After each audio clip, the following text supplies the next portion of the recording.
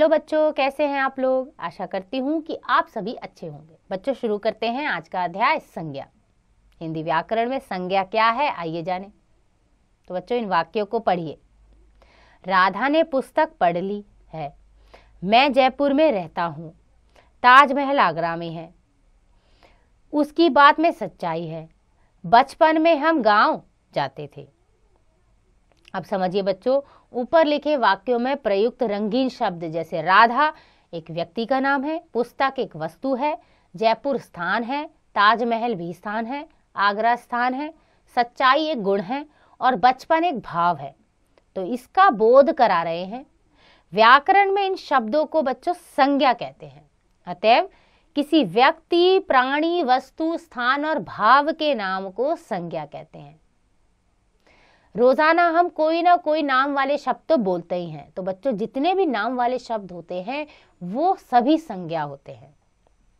संज्ञा के कुछ अन्य उदाहरण ये हैं, जैसे व्यक्ति नेहा, अंजना, अजय, मृत्युंजय, सुहासिनी, मृणालिनी आदि।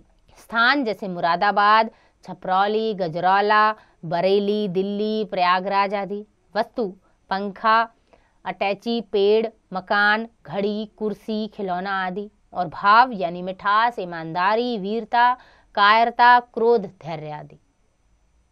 आगे पढ़ते हैं बच्चों, संज्ञा के भेद। संज्ञा के मुख्यतः 3 भेद होते हैं: व्यक्तिवाचक संज्ञा, जातिवाचक संज्ञा और भाववाचक संज्ञा। आइए एक एक करके तीनों के बारे में पढ़ें। तो सबसे पहले है व्यक्तिवाचक संज्ञा। जिन संज्ञा शब्दों से किसी विशेष व्यक्ति, स्थान अथवा वस्तु का बोध होता है उन्हें व्यक्तिवाचक संज्ञा कहते हैं। जैसे विशेष व्यक्ति है आर्यन, राहुल, यामिनी, अनु, प्रताप, अभिनव आदि। विशेष स्थान जैसे दिल्ली, शिमला, गोरखपुर, कोलकाता, चेन्नई आदि। और विशेष वस्तु यानी रामायण, गोदान, ध्रुव, सामनी, महाभारत आदि। तो बच्चों, ये विशेष कोई भी व्यक्ति, वस्तु, स्थान होंगे तो वो व्यक्तिवाचक संज्ञा के अंदर आएंगे। अगला है जातिवाचक संज्ञा। जिन शब्द से किसी जाति यानी कि किसी वर्ग के सभी प्राणियों, वस्तुओं या स्थानों का बोध होता है उसे जातिवाचक संज्ञा कहते हैं। यानी कि कोई भी वर्ग किसी संपूर्ण जाति के बारे में बताता है। उदाहरण के लिए मोर, नदी, पक्षी, आदमी, बकरी, घोड़ा, चौकीदार, शेर, गांव, पर्वत, मनुष्य आदि। ये सभी जातिवाचक संज्ञा के ही उदाहरण हैं। आइए पढ़ते हैं जातिवाचक संज्ञा के विशेष प्रयोग। सबसे पहला प्रयोग है कि कभी कभी कुछ जातिवाचक संज्ञा शब्द किसी विशेष व्यक्ति के लिए प्रयुक्त होते हैं। जैसे पंडित जी इंदिरा गांधी के पिता थे।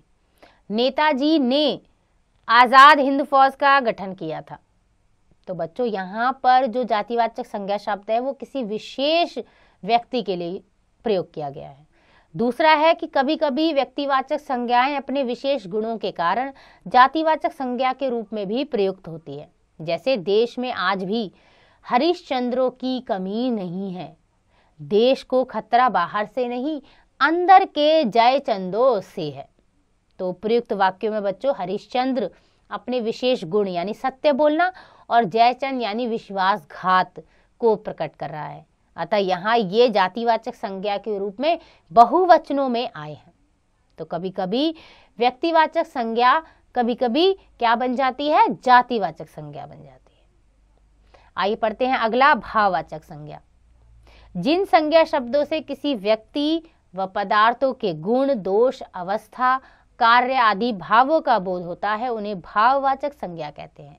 जैसे बचपन, चढ़ाई, वीरता, कायरता, बढ़ाई, बुढ़ापा, क्रोध, क्षमा, कोमलता आदि। तो ये किसी न किसी व्यक्ति, वस्तु या कहीं किसी स्थान के भाव के बारे में बताते हैं, बोध कराते हैं। इन्हें हम भाववाचक संज्ञा कहते हैं। अन्य उदाहरण है जैसे गुण है सुंदरता, ईमानदारी, महानता, दया, स्वादिष्ट आदि। तो ये गुण है, ये भी भाववाचक संज्ञा है। दोष है भीरुता, घृणा, कड़वाहट, बुराई, बेईमानी, निराशा आदि। अवस्था है जैसे बचपन, जवानी, उदासी, आशा, प्रसन्नता आदि। तो बच्चों, कुछ विद्वान लोग अंग्रेजी व्याकरण के आधार पर संज्ञा के 2 भेद और मानते हैं। परंतु वास्तव में ये जातिवाचक संज्ञा के उपभेद हैं।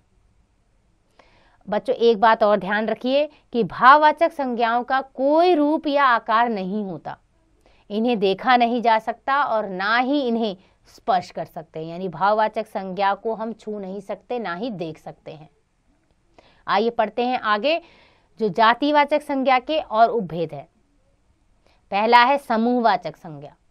जिन संज्ञा शब्दों से अनेक वस्तुओं या प्राणियों के समूह का बोध होता है उन्हें समूहवाचक संज्ञा कहते हैं, यानी कि पूरे समूह के बारे में बताया जाता है, जैसे सेना, भीड़, कक्षा, परिवार आदि। द्रव्यवाचक संज्ञा यानी जिन संज्ञा शब्दों से द्रव्य पदार्थ, द्रव्य यानी लिक्विड, धातु आदि का बोध होता है उन्हें द्रव्यवाचक संज्ञा कहते हैं, जैसे मिट्टी, सोना, चांदी, लोहा, पानी आदि। तो किसी भी द्रव्य के बारे में, चाहे वो द्रव्य लिक्विड हो या सॉलिड हो, दोनों के बारे में बताया जाता है, उसे द्रव्यवाचक संज्ञा कहते हैं। आइए पढ़ते आगे जातिवाचक संज्ञा का व्यक्तिवाचक संज्ञा के रूप में प्रयोग कैसे होता है। जब कोई जातिवाचक संज्ञा किसी विशेष व्यक्ति के लिए प्रयुक्त हो तब वह जातिवाचक संज्ञा होते हुए भी व्यक्तिवाचक संज्ञा बन जाती है। जैसे पंडित जी देश के लिए कई बार जेल गए, गांधी जी ने देश के लिए अपना तन मन धन लगा दिया। तो यहाँ पंडित जी और गांधी जी ये शब्द जातिवाचक होते हुए भी विशेष व्यक्ति अर्थात पंडित जवाहरलाल नेहरू और महात्मा गांधी के लिए प्रयुक्त किए गए हैं। अतः यहाँ ये दोनों शब्द व्यक्तिवाचक हो गए हैं। जब कभी भाववाचक संज्ञा शब्द बहुवचन में प्रयुक्त होते हैं तब वे जातिवाचक संज्ञा बन जाते हैं, जैसे बुराइयों से बचो, हमारी दूरियां बढ़ती जा रही हैं।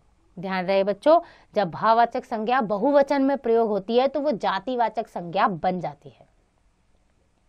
आगे पढ़ते हैं भाववाचक संज्ञाएं बनाना, यानी कि जो भाववाचक संज्ञाएं वो कैसे बनी है।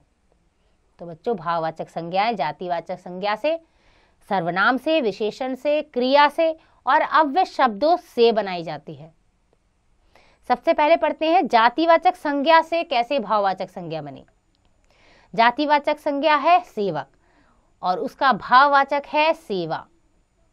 माता मातृत्व, शिशु शैशव, क्षत्रिय क्षत्रित्व, बच्चा बचपन, उदास उदासी, पंडित पांडित्य, लड़का लड़कपन, युवक यौवन, भूखा भूख, मानव मानवता, सुंदर सुंदरता, भार भारीपन, बाल बालपन, बूढ़ा बुढ़ापा, भला भलाई।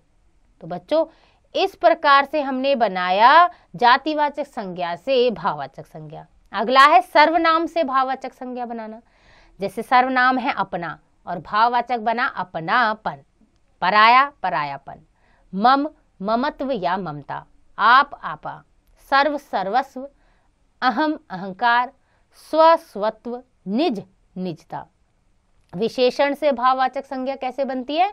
विशेषण है अच्छा और भाववाचक में बदला तो बना अच्छाई, गर्म गर्मी, सरल सरलता, सुंदर सुंदरता, हरा हरियाली, कंजूस कंजूसी, वाचाल वाचलता, सफल सफलता, कमजोर कमजोरी, एक एकता, मोटा मोटापा, कम कमी, मीठा मिठास, पागल पागलपन, निर्बल निर्बलता, चतुर चतुरता।